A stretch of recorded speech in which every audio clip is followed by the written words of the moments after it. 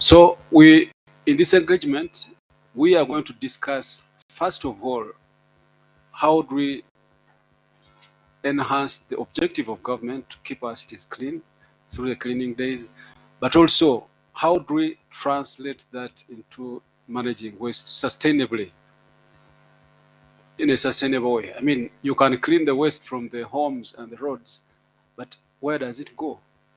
Okay, so today we are going to focus on that. But we shall not only discuss that. We shall have a session or a segment where the UIPE Council will update us on some of the things that they are doing for the public, for the general public, and of course for the institution, the members.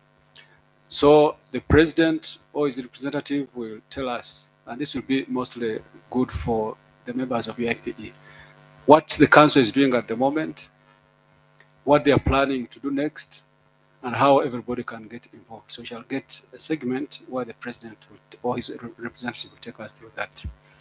But UIPE is also engaging in partnerships. We are partnering with the like-minded organizations. So today, the president also will share a partnership agreement and sign it off, I think, an MOU, with one agency which we think can help so much in managing transportation in the country. And then we shall wind it up with the launch. You know, a person is fulfilled when you engage in 4 things in your life. The first one is the physical engagement, good health.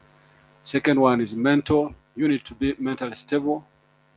The third one is emotional being, social, and then the spiritual. So we are going to launch the much-awaited League, Engineers League. And that will also happen as a way of doing our physical fulfillment. So that's how the day is going to be. So we expect to spend about 1.5 hours. So I think by 11:30 or midday around there, we should be completed. We should be able to have some engagement that we ask people to ask questions or to make any comments as we go along. So that is how the event is going to be. Now, so I would like to move to the first segment, which should take us about 40 minutes. And I will introduce Professor Charles Niwagaba. Charles Niwagaba is a renowned professor dealing with sanitation, waste management, environmental management, and he's a lecturer in Makerere University, which you haven't attended. So he's very well, I think he has published almost 140 research papers. And for academia, that's a deal. So he's here with us to,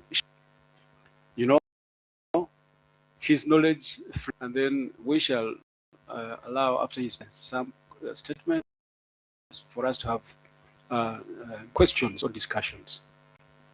So I would like to turn to Professor now. Professor Niwagaba. I have seen the guideline. I'm talking about, first of all, the cleaning exercise. I've seen the guideline that government is using to roll out these cleaning exercises. And they've put so many levels and they focus on involving each and everybody in cleaning. So people get up one morning, they clean up and put some waste somewhere. So I would like you to share with us the perspective. Is that sufficient, that we wake up, clean our homes and our roads, put that garbage there? Or from your experience, what needs to be done so that the entire waste chain is handled, that we collect properly, we transport properly, and finally we deposit safely? So I'd like to get your comments on that in just a few minutes, 10, 15 minutes. Thank you. Very good. Thank you so much, Engineer Dr. Isaac Mutianyo. And thank you so much, the President of the IPA, and colleagues who are here, both physically and also online. So it gives me a great pleasure to be here to discuss the topic, which is really part of my heart, which is what I've been doing for the whole of my life and which I continue to do. Getting down to the question you have posed to me, and whether what the government is doing, call on people to come out of their homes on every Saturday at the end of the month to remove the garbage, wherever it is, from their homes, from the drains, and so on, to put it on the road for onward transportation to the final disposal facility. Well, in my opinion, this is a very good thing to do. And it's very good that the government actually started to do this. We saw what happened last month, where everyone really came out. Some people were willing. By the way, when you talk to people around, there are a lot of people who are willing, say, this is long overdue, so we are happy, let's go out and clean. And obviously, there are some other people who will not be willing, and obviously, the arm of the law catches up with them. If you try to do otherwise, then there is a law, and you have to do what you have been told to do. So people went out there last Saturday.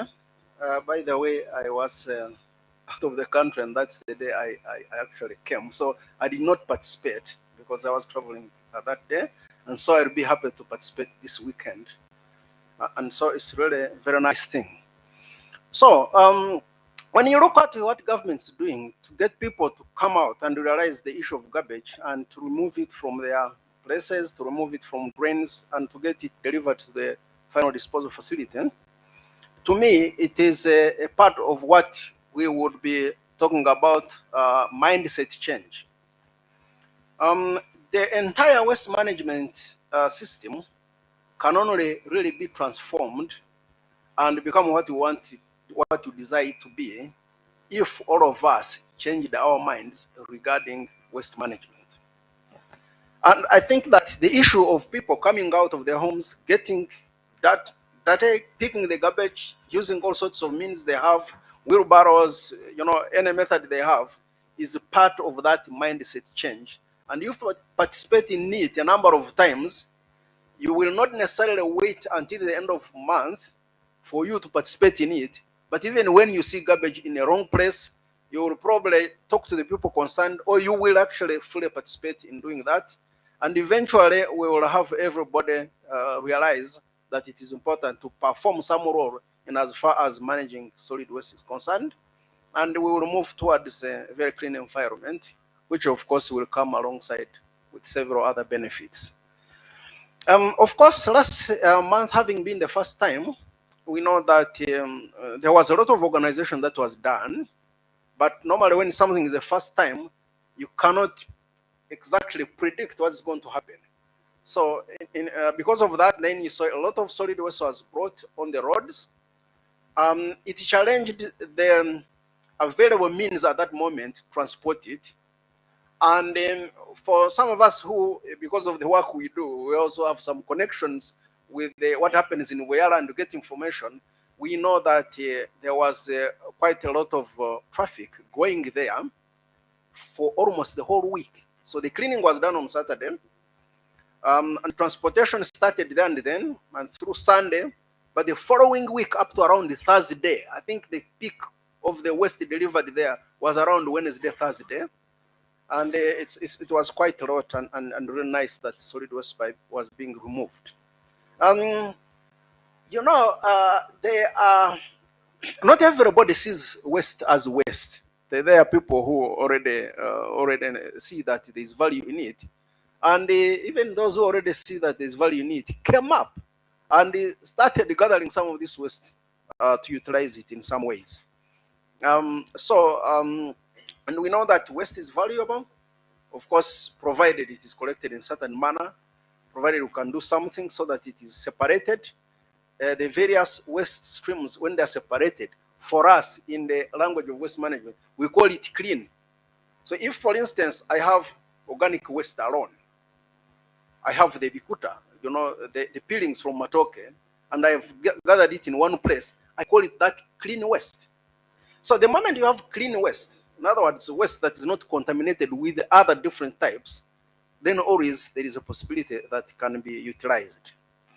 Of course, like I've indicated that having been the first time and difficulty to predict what would have happened, some waste stayed on the streets for quite some time, maybe 3-4 days. And we know that in our context, where we have tropical conditions, the temperatures are fairly warm, when we put waste somewhere that is organic in nature, it takes just a few days to start rotting. And when it starts rotting, obviously it starts smelling. And when it starts smelling, then the public will come up and say, by the way, we expected that the cleaning was going to make the situation good, and now it is making it worse. I also know that obviously you learn lessons from what you have done, and I know that the government has been doing quite a lot to make sure that what happened last time of garbage staying for considerable days on the streets is not going to happen now.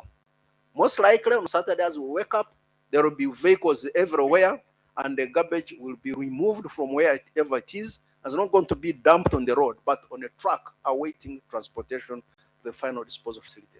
So I can say in brief that this is a good exercise. It is really all driving us towards a mindset change. And the moment we participate, we shall not keep waiting up to the end of the month, but we shall continue participating even if it is not a cleanup day. And when we do that, then eventually we will see that our environment will be clean and we shall enjoy the benefits of a clean environment. Thank you very much. Thank you, Professor. Thank you very much. There's an interesting thing that you have said. I don't know whether you heard it, that waste can actually be called clean.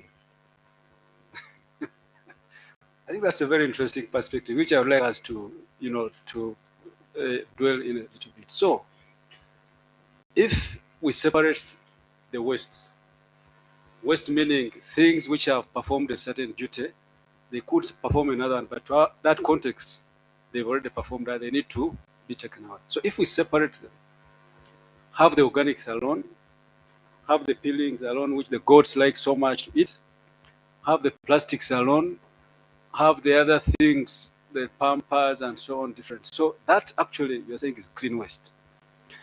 I think for sustainability, that is a very interesting. I don't know whether people know it.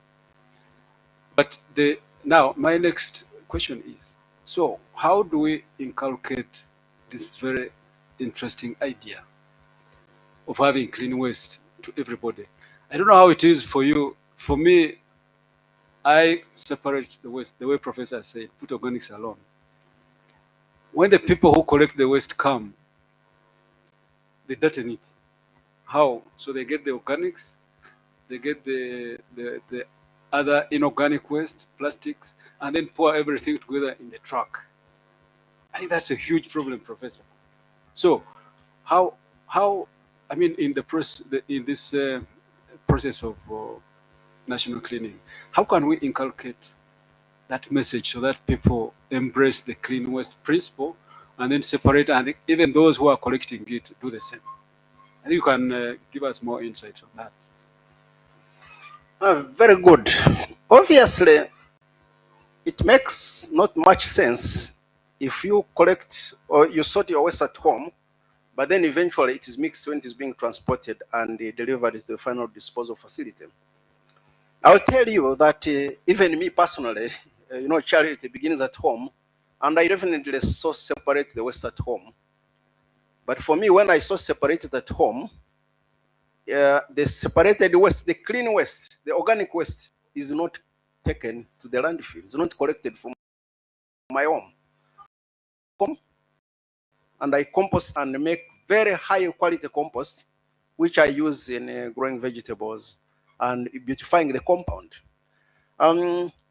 Yesterday, when I was talking to my friend Zaina, I learned that it was not necessary for me to prepare a PowerPoint presentation, but maybe in the future, if there will be such a need for me to come with a presentation, I can prepare and show. In fact, my problem at home now is that we don't generate enough waste. It's too little. It's not enough for me to make the compost that I need. But I get you that if you do not do any processing at home or at your point of collection, and the waste is to be mixed when it is being taken to a final disposal facility, then it probably doesn't really make much sense to not separate it. But I believe that in the future, the city and even other cities and municipalities will have to do something about this, because world over, if you're going to get anything useful out of the waste, you need to actually separate it so that you can make use of the various streams of the waste. I know, of course, that it is also possible to separate the waste once it has been mixed. There are some methods you can do that, but that becomes labor intensive. These days, you can use AI to do that, but still it means a cost in terms of implementing a solution at the receiving end. So, in my opinion, I think that we need, as we are moving towards mindset change, towards handling waste, towards picking it up and making it available for the collection companies and the city authorities, we can, in the end, also try to do something. And perhaps in the future, when I will be able to show what I do with my waste at home, maybe some people can learn. Sometimes you might think that you need a big space, but the household is very, very small, reactors that we can make. Some of them even looking nice that you can have in your backyard, and then you make the compost that you can use. I know we have ladies here; they always like beautiful things, beautiful compounds, and if you have a compost, it makes really your flowers and everything you want to beautify in the compound very nice. And of course, when you produce more, you go beyond just beautification of the compound, but also application to grow vegetables and other crops. So I'll say that for now, for the meantime, since we do not have a facility at the receiving end that manages waste separately, still removing it at least and taking it to one central place is good for the beginning. But I think that in the future we need to do something towards, uh,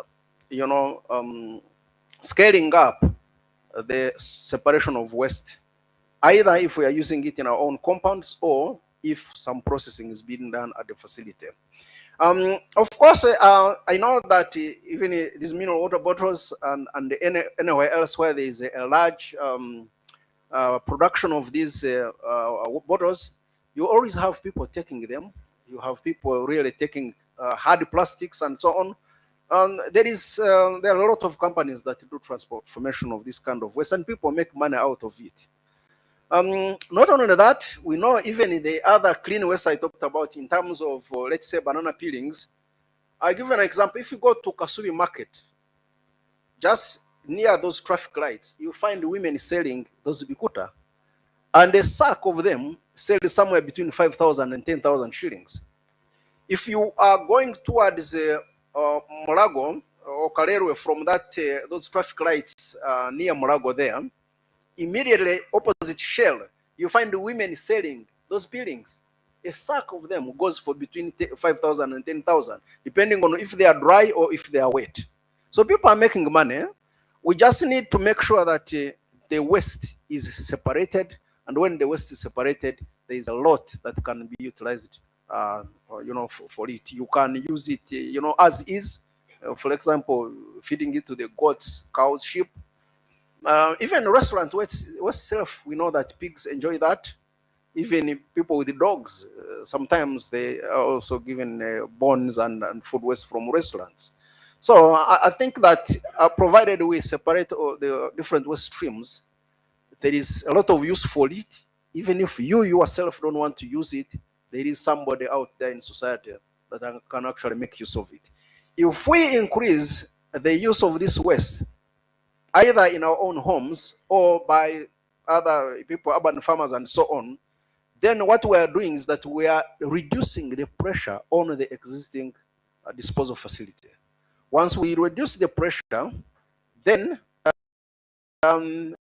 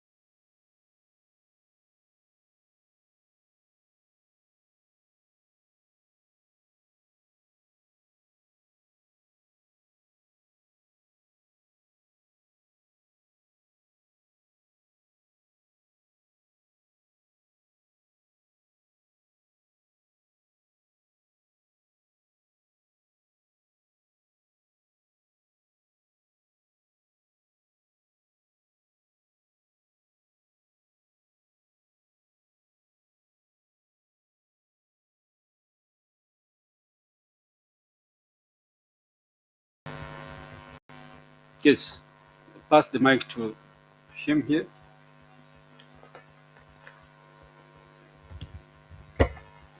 Okay, good.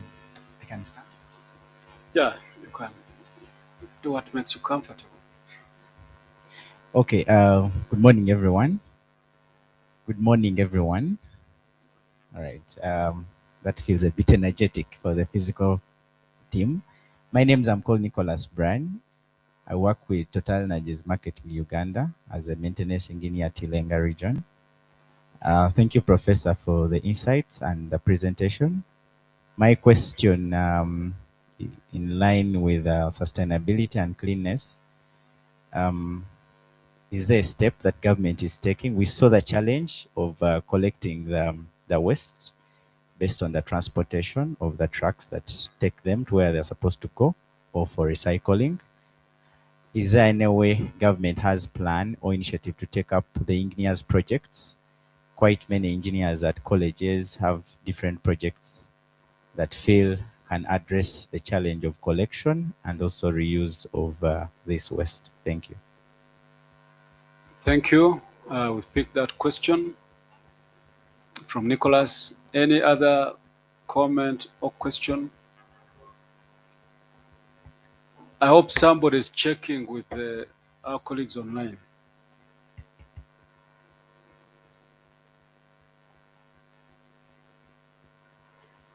Okay, so the question is, you have a question? Yeah. Okay, go ahead, please. Good morning, everyone. I'm Julius Wesson. I work with them.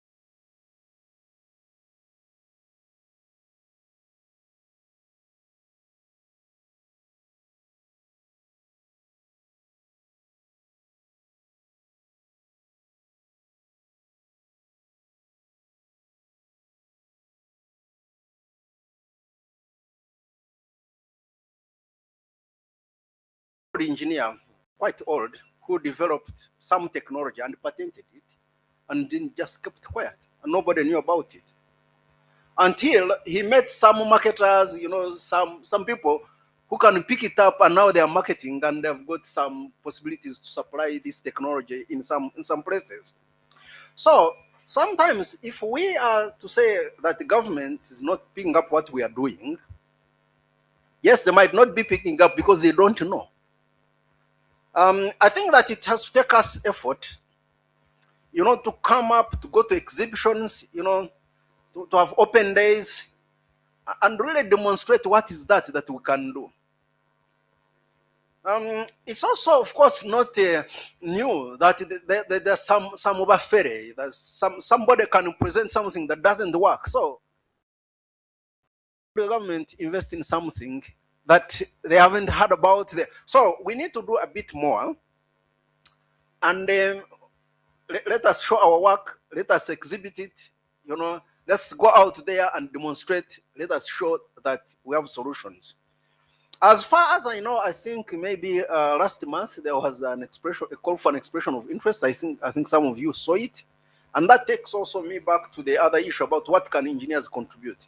I think there was an expression of interest run by Kampala Capital City Authority, and when you look at that expression of interest, it was asking two things. They wanted companies that can express interest in the closure of the Chiteze landfill, but also in the sustainable management of the Ibola landfill. And so if an expression of interest is put out there like that, maybe if engineers come up and present solutions and defend those solutions, I think that is possible, that because the government is looking for solutions. And if those solutions are presented by, whether international or local, we just need to show that we can do something. It's going to be difficult for the government to be able to show our capability. An expression of interest could be out there, and anybody, any engineer, any biologist, any chemist can come up and team up together and then bring a solution and go and defend it. And who knows, maybe your company can be called up to participate in these interventions. So I think that when we develop something, let's go a step a bit further and show it, and show cause why money should be invested in what we are developing to contribute towards developing the sector. There was another question that talked about people failing to separate garbage in different categories. By the way, you see, the issue of separation of garbage is not something very simple. I did my PhD in Sweden, and because of the way they were managing their waste and everything separated, I tried to ask. I was curious to know how did they come to this? When you ask them, and any other country in Europe, you find that there are pictures of streets in Europe full of garbage, drainage channels in Europe full of garbage. Immediately after the Second World War, through 1960s, streets in, drainage channels in Holland were full of garbage in the 1960s. So it took them a dedicated effort, some of them up to about 30 years, to get this system work properly.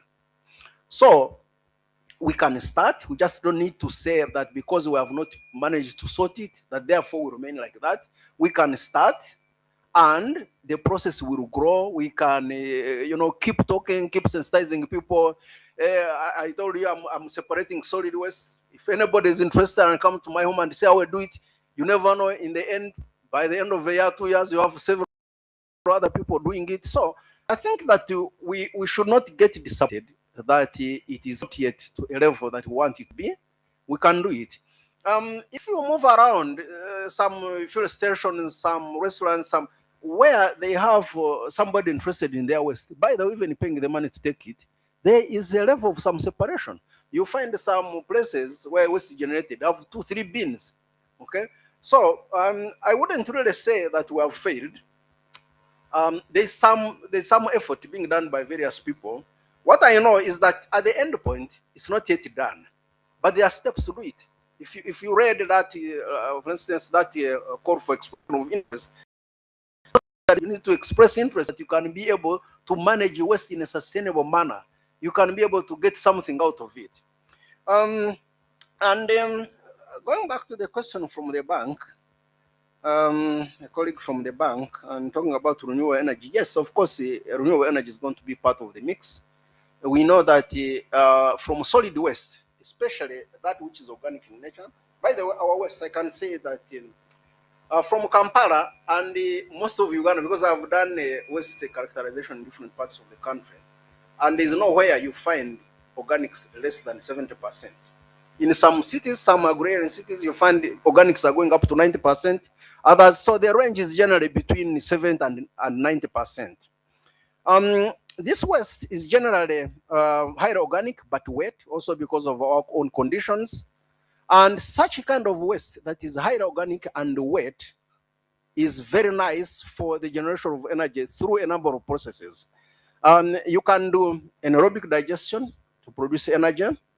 In Europe, if you go to some European countries, they have biogas, and this is just coming from waste and other plants they grow, particularly for generating biogas. So anaerobic digestion can be part of the mix of technologies that can be implemented. There are other technologies that we can utilize to get the energy. I know most people think of incineration. It's not something that I would like other cities around, because our waste is largely wet.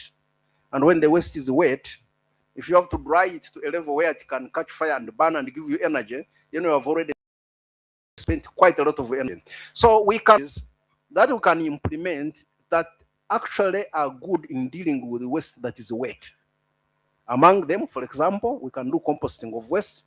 Generally, to compost waste, if it is dry, you have to add water. We are lucky that our waste is already wet enough. We don't have to add water. We can compost it. We can do anaerobic digestion with very minimal water addition because the water content is already too high. We can do vapor thermocarbonization, whereby we can produce carbon from wet waste by just heating it at a certain temperature and pressure, and we can be able to get carbon and coal, which are actually necessary for industrial applications. So there are very many processes we can do, and I think that we have engineers in the country that are competent in some of these technologies, so we can work together and we can develop these technologies for our cities, to function well. The issue of waste management in Uganda is not only, it's quite a lot here in Kampala because we have a lot of population. But even if we go to other cities, you go to Mbale, you go to Mbarara, you go to Masaka, all this, they are generating waste that is almost largely the same in terms of characteristics. Every person in Uganda is generating approximately half a kilo of waste if you take an average. Of course, the richer people will generate a bit more, but on average, you have people who are generating less, about approximately half a kilo. So we can say that it's very easy for us to predict how much waste is generated in both Kampala or any other city. And based on that, we can be able to advise on what kind of technology that can be applied in terms of generating resources out of it. Thank you very much. Good. Thank you. You've done good justice. Let me just add one or two things. The first one is on separation and the benefits of separation.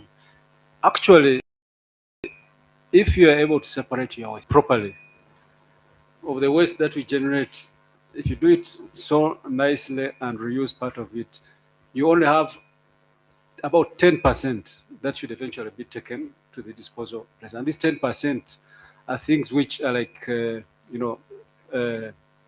the Pampers for children, those things which nobody needs to recycle, 10% only.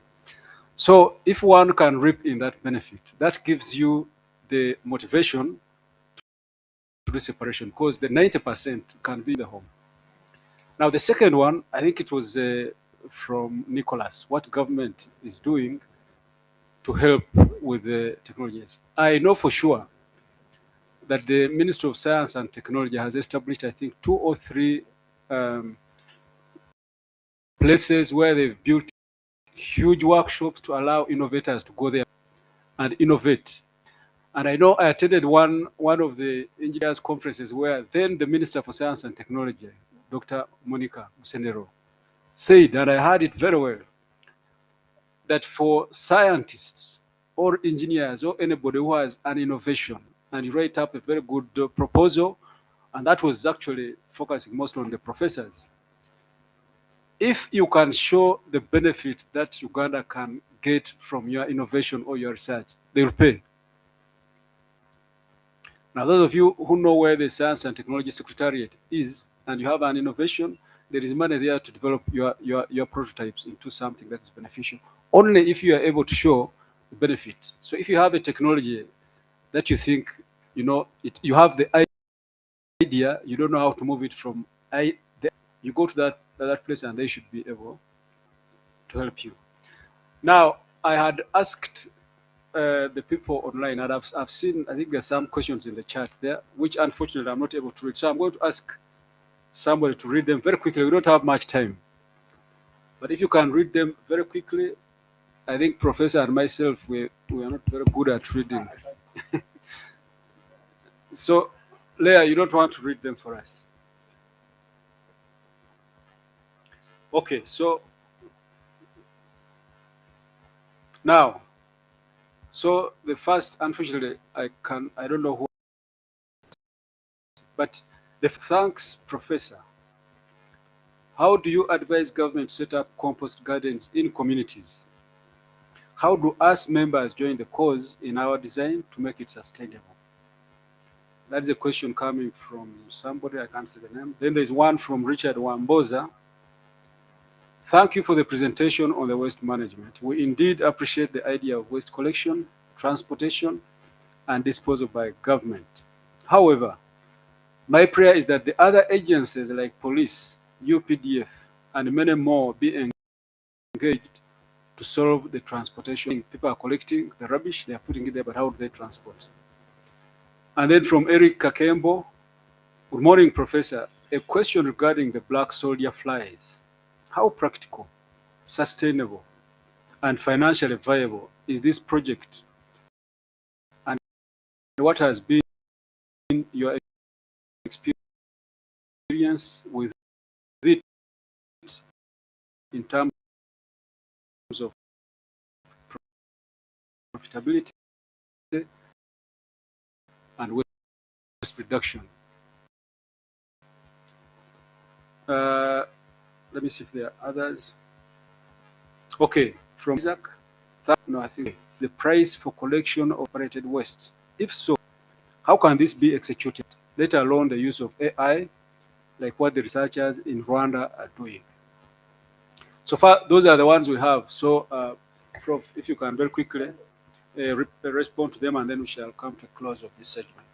Yes. So our friend there asked a question: how can we advise government to tell people to set up compost in communities? I think sometimes we really ask government to do too much, because I post in my backyard. There's nobody who told me to do that. I just did it myself. So I think by talking like this, we don't have to wait for government to do something. I am happy to support anybody who would like to do this. I really will be happy to support, and we establish things. So yes, government, through the municipal, offices and so on, those responsible for solid waste, maybe we'll ask them to do a little bit more, to do more information outreach and so on. But the truth of the matter is that even if you set up a compost, I don't think you need to wait for government to tell you to do that. We can do it. We can be proactive, and do some of these things. About other agencies supporting the government to bring out vehicles, I think you will see. Most likely, I am expecting that it's going to be a little bit different from what happened last month. I know I've been hearing in the corridors and so on. I know quite a lot is being planned, and most likely waste will just be removed from wherever it is to a vehicle that will be waiting for it.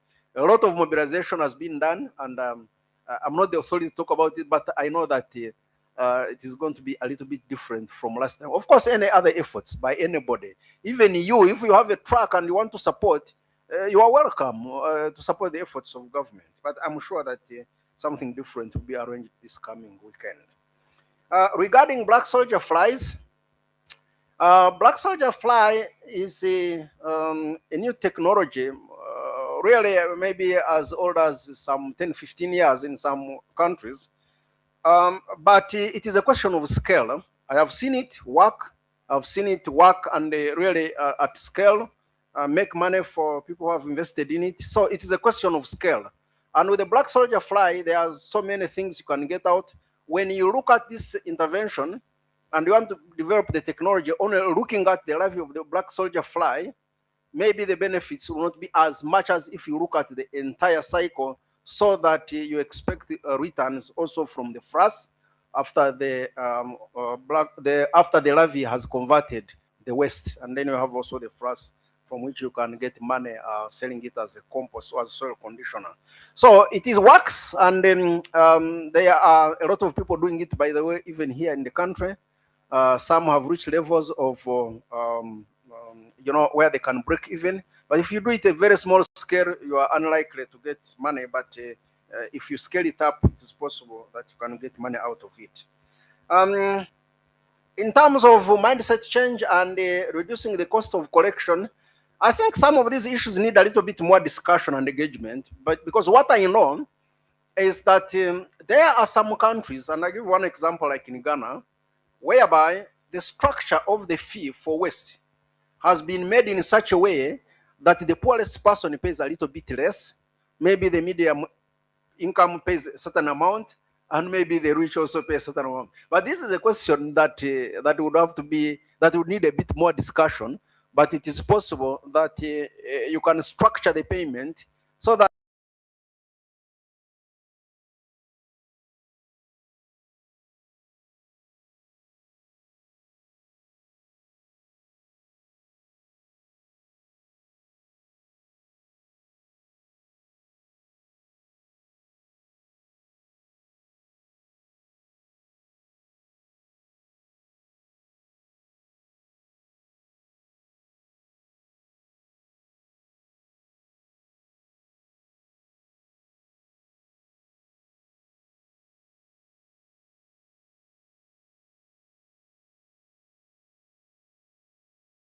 and I think it's handling about 100 tons per day of solid waste. I know that among the companies that have expressed interest, because sometimes we support some, I know that this is being planned by some of the companies. So you never know. I think that it might not take a long time before we see some of these interventions here. So it's work in progress, and I'm sure that we shall soon see those kind of interventions here also. Thank you very much. Thank you, Professor. We just have 2 more minutes to finish this segment, but I want to thank you. You have done justice to the questions. I want to thank those who asked the questions. Now, just in summary, just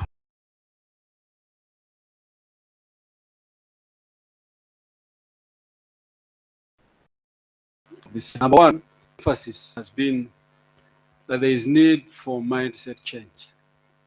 That people are operating things in a certain mindset which cannot guarantee that our cities can get better. Okay, and especially in terms of waste management. So mindset change. So we all need to help each one of us to change the mindset for better cities. Everyone must embrace it. The other thing is that there are so many benefits from waste separation. And the professor has explained to us how you actually don't have to wait for somebody to help you. Simply separate, start simple things like composting. He also has told us technologies actually exist. He has seen people who have done technologies, patented them, but done nothing. And the thing that he's advising us to do, seek those who can market them for us to uptake, to have these technologies uptaken up. And then I think the last one is that we should embrace the National Cleaning Days. We just started. I know people are comparing ourselves to other people who started long time ago, but we should embrace it and then agree small improvements for as long as they're consistent. I think those are the things I've captured. So, Professor, thank you very much. I'm going to bring this segment to a stop, but I'm going to invite you. UIP has got a gift for you here. I'm going to invite the president to come in front there and then hand it over to you. Then as we organize ourselves to go into the next segment. So please, Mr. President, come with us.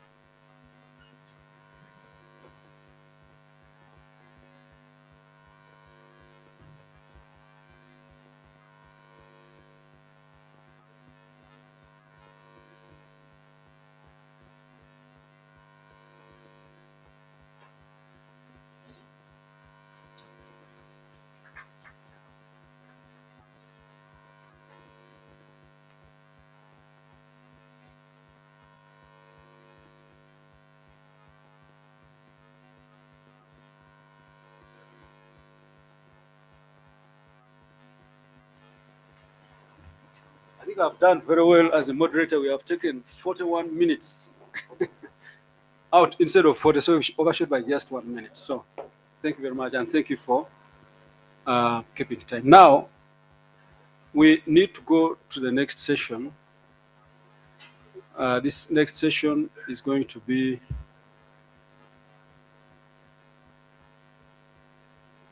the next session is going to be managed by the president. It is part of what UIP normally does, to tell the people what they are doing, current things happening in the institution, and what we expect to come. Professor. Okay. Okay.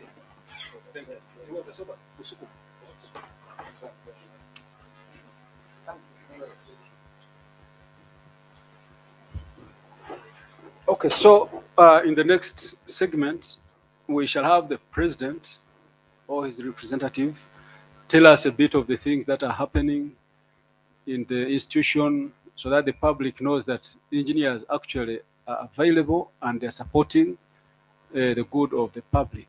So he will let us know, and then he'll also manage the part where we shall be signing an MOU with one of the partners, and then the launch of the Engineers League. So, Mr. President, I'd like to invite you to take charge of this segment. Thank you.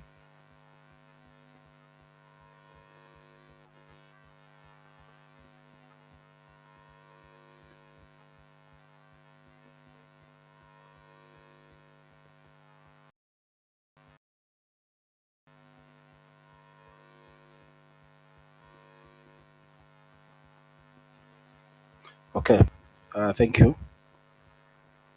In this second segment, we are going to do three things.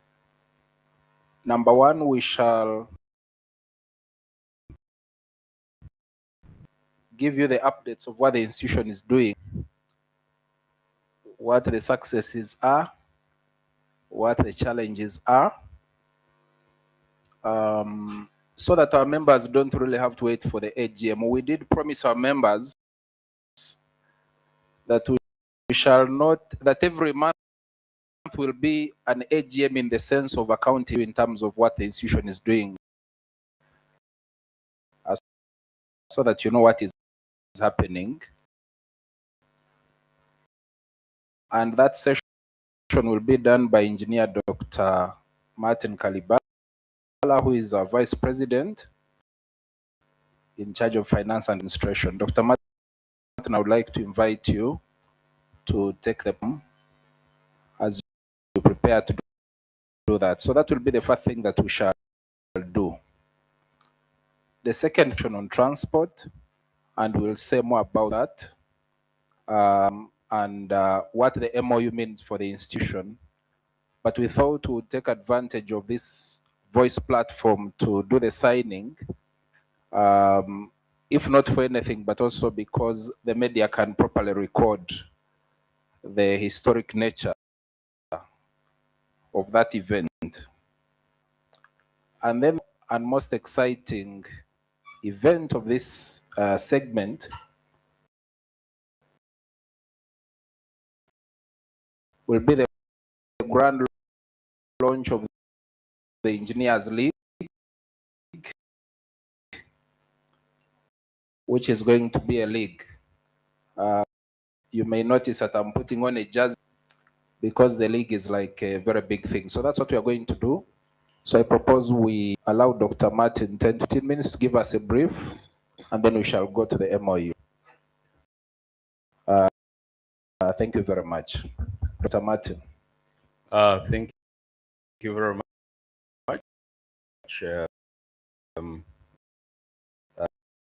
President, UIP, Engineer Council, Peterson Mwesiga. Mine is simple, and I request that you allow me to stand on the protocol that has been laid out by our distinguished moderator, and the president, and the rest who are behind this using. Summarily, with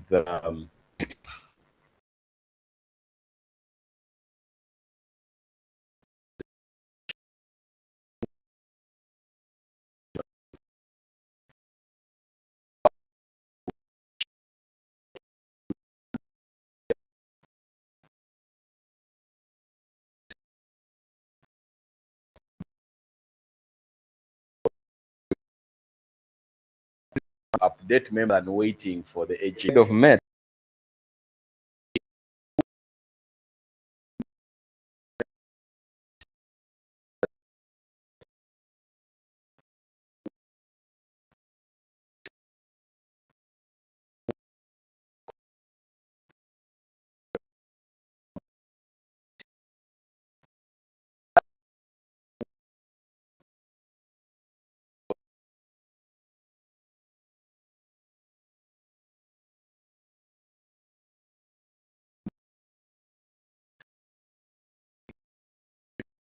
We encourage